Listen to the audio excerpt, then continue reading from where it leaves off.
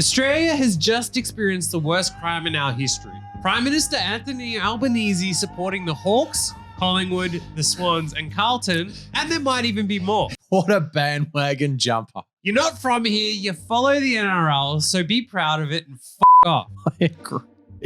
Us, lifelong GWS diehards, can't take these fair weather sports fans jumping on the bandwagon. I jumped on the bandwagon at GWS way before the Prime Minister ever did. Well, I'm sure that next week, once the Hawks get kicked out and the GWS go through, he'll be all on the GWS bandwagon. The next day. God, it's not good. Now, you would think that he would learn, but he's been in trouble before from jumping on bandwagons. What other times has he done this? Last year, he was just one of the many politicians who jumped on the Matildas bandwagon during their deep run in the Australian-New Zealand World Cup. I think if he's supporting national teams, that's probably okay. They're playing right now, and I haven't heard anything about him since then. He hasn't said boo about the Matildas. Well, he's one of many who have jumped on the sports bandwagon. Love him or hate him, Scott Morrison became known for two things: usage of a McDonald's toilet and following the Cronulla Sharks. Yeah, he was a Sharkies man. He obviously was actually a fan of the team, Yep. and there was a conspiracy that he went too far, and some people even questioned whether he had input on player selection. Really? I mean, it's a wacky conspiracy, but ScoMo did get very involved with the Cronulla Sharks team. imagine going down at halftime as the Prime Minister and saying, "Hey, get number 4 off." He was actually genuinely a fan of the Cronulla Sharks. So you can... Well, was he a fan? Because if you're the Prime Minister, you would have enough pull to go down there and say, make a change, right? You probably so if do. you are a big enough fan, you might go down there and be like, "Hey, number 4's having a stinker. Get him off." He probably could, but I don't think he would have. How fun would that be, though, if you were the leader of a country? Oh. Go into the coach's box and tell him, "Oh, get number 4 off." And who can forget the classic from former Queensland Premier Peter Beattie as the self-described lifelong rugby league fan? Is it the Cronulla Hawks, the Cronulla Seagulls, or the Cronulla Sharks? I've got to be honest, I would never bloody clue, but I'll know next week.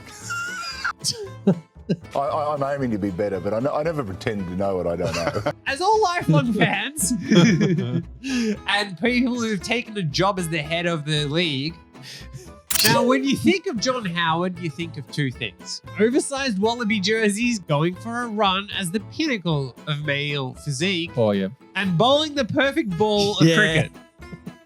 Yes. Now, Bob Hawke was a big fan of Australian sport during his time as Prime Minister, and he famously said, I tell you what, any boss who sacks anyone for not turning up today is a bum. he was also a key participant in the annual PM Staff vs Press cricket match, but he almost lost an eye during the 1984 edition of the game. Bob Hawke did like to get involved. Julia Gillard famously said that there was more chance of her becoming the full forward for the Western Bulldogs than challenging Kevin Rudd for the Prime Yeah. Ministership just over a month before she took the job. She was a massive Doggies fan and, well, yeah, she took the piss out of that. She did challenge Kevin Rudd, so she obviously lined up for full forward the next year. Yeah. Now, who could forget Australia's favourite Prime Minister and #1 Olympic level swimmer, Harold Holt? Oh, how do you reckon he's going still swimming out there in the ocean? Well, that's the thing. He's such a good swimmer that he's still going. He's still going. I reckon he's still going. He might come back one day. And in Melbourne, we have a holiday for a parade before a football game when people used to see the parade on their lunch break, but now it's a holiday. People aren't even in the city to see it anymore. I've never known a time when you want people to be in the city to support something, but you've actually done something that's actually had the opposite effect. And that is politicians for you. And you know, some leaders don't quite jump on bandwagons like this. Donald Trump hasn't come out joining the Bills Mafia jumping through a table. Could you imagine Donald Trump jumping would through be a flaming amazing. table, Yes, that would- tailgating with Bills fans? I think a lot of people would actually vote for him if he went to that I actually extreme. think that would win him the election. That That would be the difference between winning and losing the election is jumping through a table with the Bills Mafia.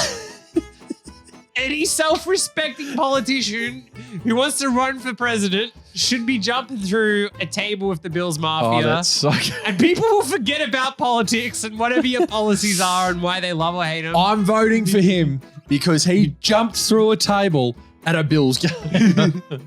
That's no joke. Marcus is voting. They're eating the dogs. The best example from the UK is former Prime Minister David Cameron, who forgot what team he supports. In the middle of a 2015 talk about British identity, a country where you can be Welsh and Hindu and British, Northern Irish and Jewish and British, Mr. Cameron said he wanted to live in a country where multiple identities work. where you can support Man United, the Windies and Team GB all at the same time. Of course, I'd rather you supported West Ham. Now, the awkward thing was, he doesn't support West Ham, he supports Aston Villa. Oh my goodness. Trying to explain it, he said, I've been an Aston Villa fan for all my life. I don't know what happened to me. It's just one of those things. He confused himself. Rishi Sunak, who suffered through poverty as a child because his family couldn't afford cable TV, when asked if his side could get back to winning ways, he said, I'm going to be unpopular for saying it here, starting by beating United this weekend. The problem was that his team weren't playing United that weekend at all. They were actually scheduled to face Leicester City. If you're an actual fan of any sporting team, you have to actually keep up with what's going on with that team. Well, if you're a politician who wants to claim you're a fan of a sports team, you probably should know what team they're playing, especially if you're going to make it a big deal. Yeah. If you want to fake it, at least check on your phone some information about that team that might actually help you so that you sound like you have some idea what you're talking about. Or if you grew up in poverty and weren't a big football fan, don't pretend that you follow a particular team. Now, the best example is former MP Giles Brandreth, who was being followed by a TV crew to a football club that he'd been invited to. However, he then realized he didn't know where the football ground was, and so he had a TV crew following him around trying to search for the football ground after boasting about what a big fan he was. Your favorite team that you're such a big fan of in the city that you represent, you don't know where the stadium is. You should be able to walk there blindfolded. Even if you don't follow the sport, you would think if you're the MP of that area, you would know where the football ground is. You would know where it is. God, that's so bad.